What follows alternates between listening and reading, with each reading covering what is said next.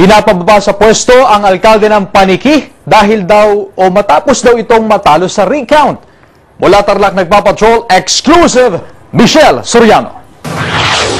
Nakaantabay sa labas ng Paniki Municipal Hall ang supporters ni Mayor Miguel Dors Revilla matapos makatanggap ng balita na magkakaroon umano ng protesta para pababain sa posisyon ang alkalde. Gawa po nung sila mayor at mga barangay official na kasama namin, may pagkakaisa kami.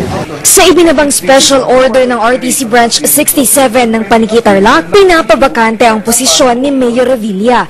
Lumalabas daw kasi sa recounting of ballots ng korte na lamang si former board member Romel David, bagay na kine-question ng nakaupong alkalde.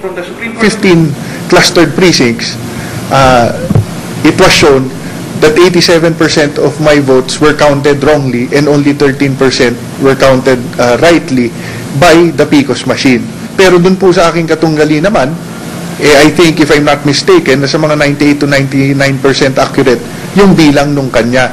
Wala ang COMELEC nang muling bilangin ang boto.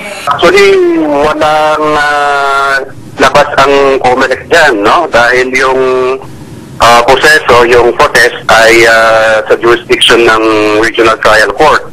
Sa opinyon ng mga residente, kung ganun, yung mga PCOS machine, hindi totoo yan, di ba? Mahal na pagkabili dyan ng gobyerno natin. Di nadadaya, hindi buong Pilipinas nadaya na garod, na ganon. Kasi nga lang, bahala. Siyempre, nasa batas naman yan. Hanggang hindi pa siya nakaupo, sumusuporta pa rin kami kay Mayor. nilinaw naman ng DILG, si Mayor Revilla pa rin ang alkalde ng Paniki hanggat wala pang inilalabas na writ of execution na magbibigay bisa sa special order.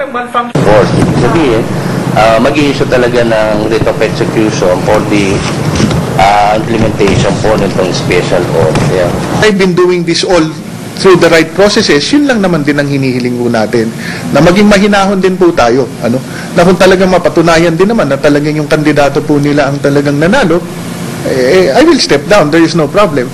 Sinubukan naming kunan ng pahayag si former BM David pero bigo kaming matundo nito. Wala rin sa RTC si Assisting Judge Agapito Lawagan na nakabase sa Benguet.